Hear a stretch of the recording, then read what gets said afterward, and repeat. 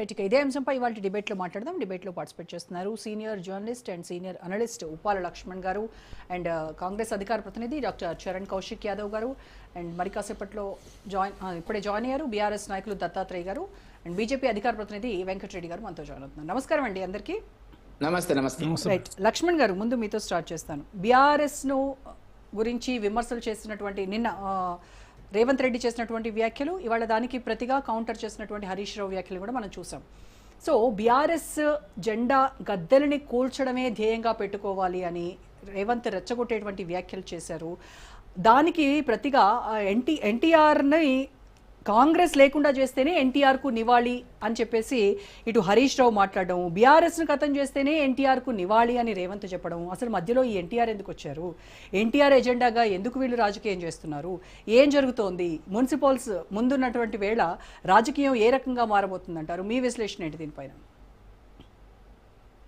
ఇప్పుడు ఎన్టీ రామారావు ప్రస్తావన ఎందుకు వస్తున్నది అంటే, హైదరాబాద్ నగరంలో ఆ సామాజిక వర్గం వారు, ప్రత్యేకించి ఆంధ్ర వాళ్ళు, ఈ గ్రేటర్ హైదరాబాద్ పరిధిలో 24 లక్షల ఓట్లు ఉన్నాయి. వాళ్ళ ప్రభావం ఖచ్చితంగా ఉంటుంది మున్సిపల్ ఎలక్షన్స్ లో, అంటే గ్రేటర్ హైదరాబాద్ మున్సిపల్ ఎలక్షన్స్ లో. సరే, జిల్లాలు అంటారా, ఖమ్మంలో కూడా అలాంటి పరిస్థితి ఉంటుంది, నల్గొండ కొంత ఉంటుంది, కానీ మిగతా ప్రాంతాల్లో పెద్దగా ఆ ప్రభావం ఉండకపోవచ్చు. అందువలన నగరంలో రేపు పొద్దున అధికార పార్టీ ఓడిపోయినా, లేదు బీఆర్ఎస్ పార్టీకి పుట్టగతులు లేని పరిస్థితి వచ్చినా కూడా ఆ రెండు పార్టీలు భవిష్యత్తులో జీర్ణించుకోలేని పరిస్థితి వస్తుంది. ఇక్కడ ఎందుకు అంటే, రాబోయే ఎన్నికల్లో ఛాలెంజ్ చేస్తున్నాడు కదా రేవంత్ రెడ్డి గారు, మళ్ళీ నేనే ముఖ్యమంత్రి అంటున్నారు. కాంగ్రెస్ పార్టీలో ఎవరు కూడా మళ్ళీ నేనే ముఖ్యమంత్రి అని చెప్పే ధైర్యం ఎవరికి ఉండదు. నేను నా అనుభవంలో ఇంతవరకు ఏ ముఖ్యమంత్రి నెక్స్ట్ టైం కూడా నేనే అవుతానని చెప్పలేదు. ప్రయత్నాలు చేసుకుంటుంటారు తప్ప బహిరంగంగా ఎవరు కూడా మళ్ళీ నేనే ముఖ్యమంత్రి అని చెప్పడానికి అవకాశమే ఉండదు. అధిష్టానం కంట్రోల్లో ఉంటుంది. మరి అధిష్టానం లోపు అయిపోయిందేమో ఈయనకు, రేవంత్ రెడ్డి గారికి మనకు తెలియదు, ముందే చెప్పేస్తున్నాడు. అంటే మళ్ళీ కాంగ్రెస్ అధికారంలోకి వస్తుంది అని చెప్పడం వేరు, నేనే ముఖ్యమంత్రి అవుతాను అని చెప్పడం అది రెండింటికి దూరం ఉంది. కరెక్ట్. అలా కాకుండా నేనే ముఖ్యమంత్రి అని చెప్తున్నాడు ఆయన.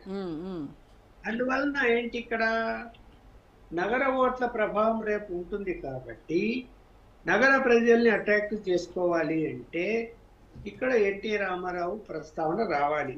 ఏంటి, ఎందుకు ఆ సామాజిక వర్గాల గురించి ఆలోచిస్తారు. ఇక్కడ వారి మరి ఎన్టీఆర్ గార్డెన్ ఉంది, తర్వాత అక్కడికి అందరూ నిన్న వర్ధంతి 30 వెళ్ళారు. ఆ సందర్భం కూడా ఆయన ఉపయోగించుకొని మాట్లాడాడు రేవంత్ రెడ్డి గారు. అసలు ఇంకా విచిత్రం ఏంటంటే, ఆయన సభలో తెలుగుదేశం జెండాలు పట్టుకొని ఊపుతూ కనిపించాడు.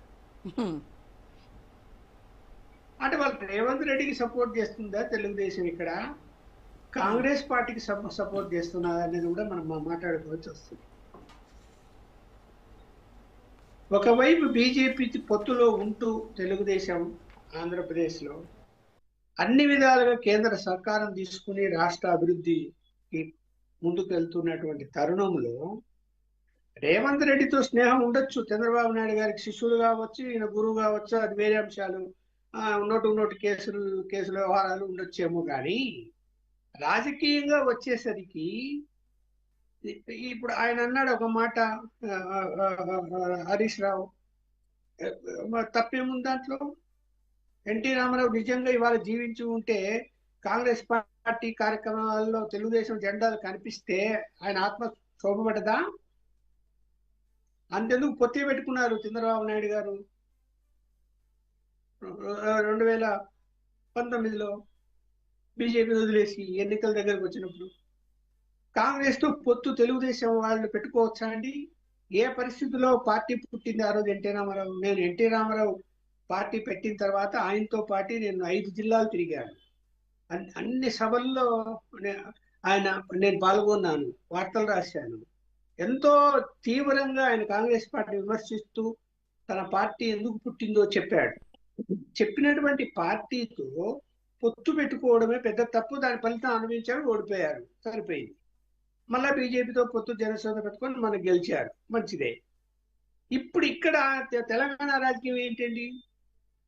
ఇప్పుడు అప్పుడు 2018లో కూడా, సారీ 2023లో కూడా పరిస్థితి ఏంటి?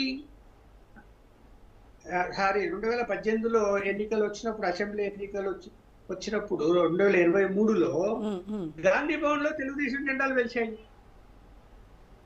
గాంధీ భవన్ లో ఓకే, అది ఏంటిది అంటే తెలుగుదేశం పార్టీ ఏమిటి, కాంగ్రెస్ కు సపోర్ట్ చేయడం ఏంటి?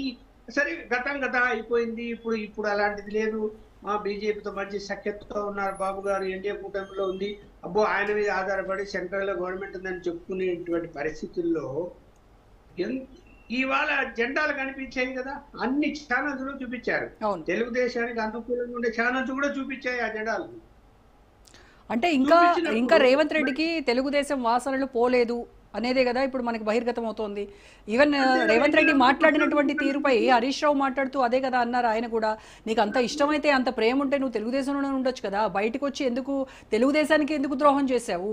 ఇప్పుడు కాంగ్రెస్ లో ఉంటూ మళ్ళీ కాంగ్రెస్ కి ఎన్టీఆర్ పేరు ఇవన్నీ వాడుతూ మళ్ళీ ఎందుకు కాంగ్రెస్ కి ద్రోహం చేస్తున్నావు అని మాట్లాడారు. సార్ ఇంకొక విషయము, లక్ష్మణ్ గారు ఇంకొక విషయం ఏంటంటే, రేవంత్ రెడ్డి నిన్ననేమో ఎన్టీఆర్ని ఆకాశానికి ఎత్తేశారు. ఆయన గురించి చాలా బాగా మాట్లాడుతూ ఆయనకి నివాళులు ఇవ్వాలి, బీఆర్ఎస్ను బొందబెట్టాలి, రకరకాలుగా ఇలా మాట్లాడారు. కానీ ఇదే రేవంత్ రెడ్డి అదే ఎన్టీఆర్ను ఏ రకంగా దూషించారో కూడా మనం చూసాం. ఢిల్లీలో తెలుగు ప్రజల ఆత్మగౌరవాన్ని తాకట్టు పెట్టినటువంటి ఘనత ఎన్టీఆర్కి ఉంది అని చెప్పేసి, అలాగే ఎన్టీఆర్ ఏమన్నా దైవాంశ సంభూతులు అనుకుంటున్నాడా, ఆయన నేనే కృష్ణుని అన్నాడు, నేనే ఇది అనుకుంటున్నాడు, ఈ రకమైనటువంటి కామెంట్స్ కూడా రేవంత్ రెడ్డి చేశాడు. మళ్ళీ మంచిగా నీట్గా మాట మార్చి నిన్న మాట్లాడినటువంటి కూడా చూసాం. ఇప్పుడు తెలుగుదేశం చంద్రబాబు నాయుడు ఆలోచించుకోవాలమ్మా. ఇప్పుడు ఏమన్నాడు అదే రేవంత్ రెడ్డి? భారతీయ జనతా పార్టీని ఏమన్నాడు? బ్రిటిష్ జనతా పార్టీ అన్నాడు. బ్రిటిష్ జనతా పార్టీ అంటే చిన్న విషయమా? ఈ దేశానికి వచ్చి ఈ దేశాన్ని ఆక్రమించుకొని, ఈ దేశ పౌరులకు మోసం చేసి, ఈ దేశానికి సంపద అంతా తరలించుకొని పోయి ఆ పెద్ద ఉద్యోగం జరిగితే కానీ ఈ దేశాన్ని వదిలిపెట్టినటువంటి వాళ్ళ పార్టీ అంటాడు అంటే బీజేపీ సిగ్గు చెరమని బీజేపీ వాళ్ళకి ఏమంటున్నారా? సీరియస్ గా ఏం మాట్లాడదు. అది తెలంగాణ గడ్డ మీద అంటున్నారు. ఇక్కడ ఇద్దరు మంత్రులు ఉన్నారు, ఎంపీలు ఉన్నారు, ఎమ్మెల్యేలు ఉన్నారు. ఆయన భయమే లేదు బీజేపీ అంటే. మోడీ గారిని ఏమంటున్నారు? మోడీ గారిని ఎంత తీవ్రమైన విమర్శలు చేస్తున్నాడు ప్రతిసారి. ఒక తిక్కు తీవ్రమైన విమర్శలు చేస్తాడు, ఒక తిక్కు పార్టీని విమర్శిస్తాడు, మళ్ళీ ఢిల్లీ పోయి అందరిని మంత్రులు కలుస్తానంటాడు.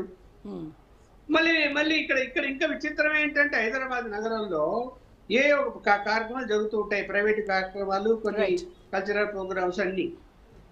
ఎక్కడ కాంగ్రెస్ వాళ్ళు నాయకులు ఉంటే అక్కడ బీజేపీ కూడా పాల్గొంటున్నారు. ఏం సిగ్నల్ ఇస్తారు మీకు రేపు ఎన్నికల్లో? మీరు ఎలాంటి సిగ్నల్ ఇస్తుంది బీజేపీ ఇక్కడ ఉంటే ఓటర్లకి?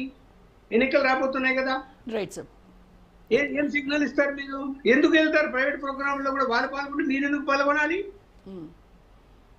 అందరం ఒకటే అనేటువంటి భావన ఎందుకు కలిగితే ఓటర్లు ఏ విధంగా డిసైడ్ చేసుకుంటారు ఎవరికి ఓట్లు వేయాలా అని? ఇది ఏమిటంటే ఒక అనుమానం అనేది క్రియేట్ అయింది. క్రియేట్ అయ్యింది కాకుండా బీఆర్ఎస్ పార్టీ వాళ్ళు ఇంకా స్పష్టంగా క్రియేట్ చేస్తున్నారు. అండర్ గ్రౌండ్ కరెంట్ ఉంది, ఇద్దరికి సంబంధాలు ఉన్నాయి, కాంగ్రెస్ రేవంత్ రెడ్డికి బీజేపీకి ఇక్కడ ఉన్నటువంటి మంత్రులకు అనేది వాళ్ళు ప్రచారం చేస్తున్నారు. మరి ఎట్లా సక్సెస్ అవుతారు? రేపు పొద్దున లోకల్ బాడీ ఎన్నికలు నిన్న కేబినెట్ నిర్ణయించింది కదా, ఫిబ్రవరిలో సెకండ్ వీక్ లో ఎన్నికలు జరపాలని. మరి గ్రేటర్ హైదరాబాద్ ఎలక్షన్ ఛాలెంజ్ కదా, లక్ష్మణ్ గారు మళ్ళీ మాట్లాడదాం. ఫ్యూచర్ ఉంటుంది రేపు. లక్ష్మణ్ గారు మళ్ళీ మాట్లాడదాం. డిబేట్ లో ఒక షార్ట్ బ్రేక్ తీసుకున్నాం.